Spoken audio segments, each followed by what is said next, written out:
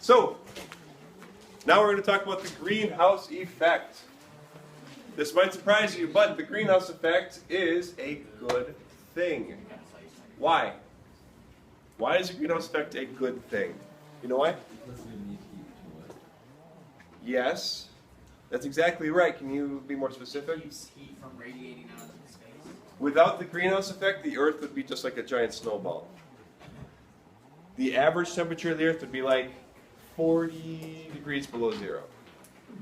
Without the greenhouse effect, the Earth is very, very, very, very cold. So the greenhouse effect is a good thing. What you've been learning, what you've been hearing about this really bad thing that's happening is basically we're making the greenhouse effect stronger. So while the greenhouse effect itself is a good thing, we're making it stronger and stronger and stronger. And now we've got too much of a good thing, and too much of a good thing is not good. But before we can talk about that, we need to figure out what this effect is. Okay? So, in your notes, gentleman in the back, copying this down, yes. Way over here is the sun. Sun is always sending sunlight to the Earth. Every second of every day there is sunlight hitting the Earth. Okay? That would be step one of this little process. And step one is that ultraviolet and visible light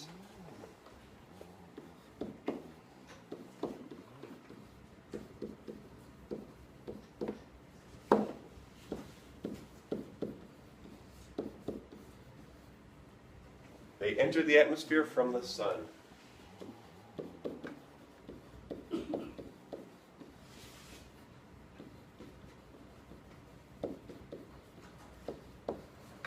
Okay? They have no problem getting in. Now we found out the ozone layer filters out some of the ultraviolet, but not all of it. Visible light, though, can go right through the atmosphere. No problem, just like light through a window. In fact, how many of you have ever had a car get really hot in the summertime?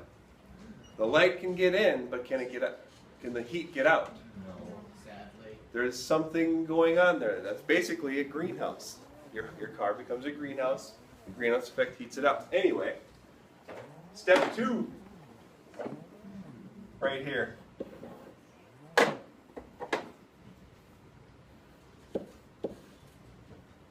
Step two is the Earth gets warm and starts emitting infrared light.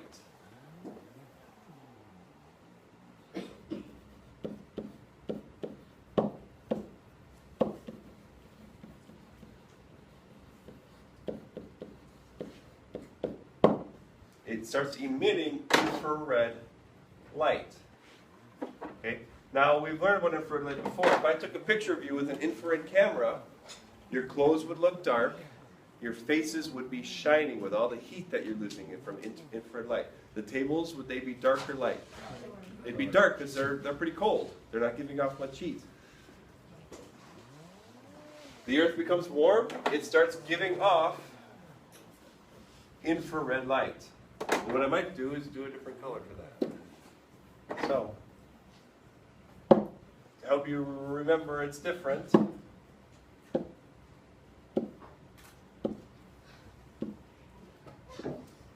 alright, here's our infrared light.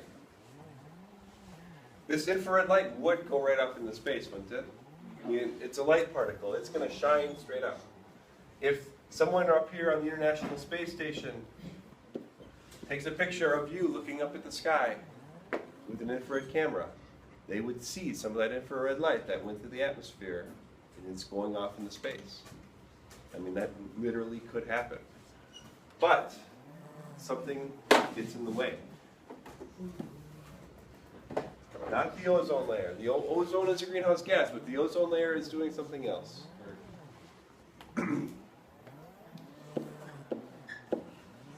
Carbon dioxide is an example of this. Methane is an example of this. These are greenhouse gases. CH4 is methane. Ozone, O3, is a minor one. But the biggest two we'll talk about are carbon dioxide and methane. What do carbon monoxide and methane end up doing? This light is coming up. Does the carbon dioxide just let it go off into space? It absorbs it and re-emits it. It basically kind of gets bounced back.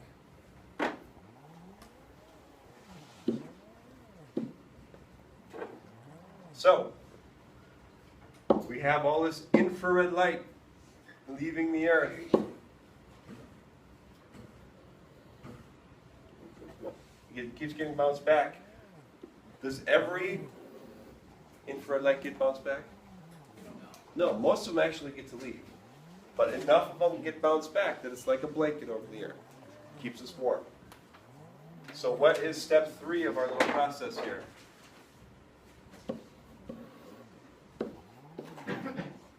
What is step 3? Yeah, the infrared light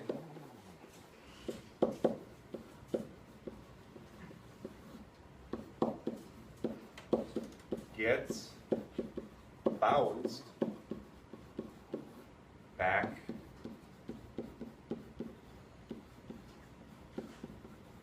to Earth. All right, now this is oversimplifying it a ton, but this is the basics of what happens. This stuff gets in easily. It warms the Earth up, so now the Earth is radiating its own heat out, which is different. Infrared is different than visible and ultraviolet. And that stuff gets absorbed by greenhouse gases and pushed back. And so, greenhouse gases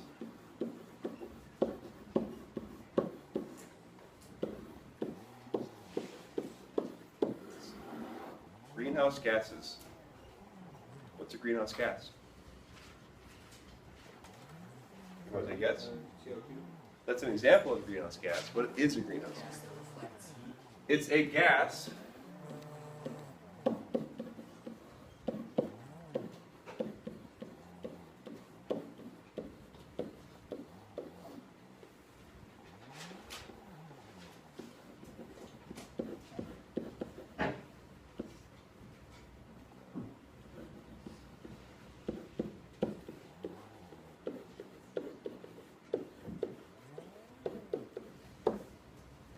that absorbs and re-emits heat back to Earth. And there are lots of them, but like I said, we'll talk about methane, which was what? CH4.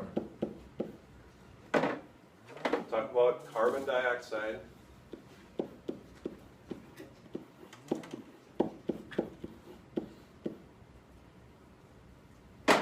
Carbon dioxide, which is, of course, oh, you all know this. CO2. Carbon dioxide is CO2. And there's a long list of what these are. CFCs, if you remember from before. Water vapor is actually one too, but there's not much we can do about that. And ozone is a minor one. It's not a huge one because there's so few molecules in the air. But the biggest two, methane, carbon dioxide. Biggest two that we'll be discussing and discussing how we've changed how much of it is in the air. Make sense? You guys are awful quiet. It's try to go, oh, you have to go back home, I want to stay at school. Well,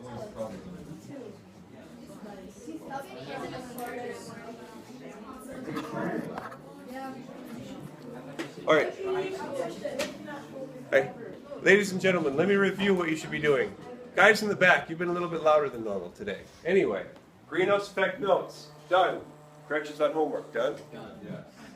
Finished timeline notes. Yep. We already did that. Yeah. All right. What I want you to do, this isn't due Monday, but I want you to try the timeline homework that I gave out. So, really, that's about it. You're measuring. You're using this timeline I made up here and telling me about, how much is a centimeter worth, how much is a millimeter worth. So, Gracie, who was gone yesterday, between here and here, this is 1 billion years of time.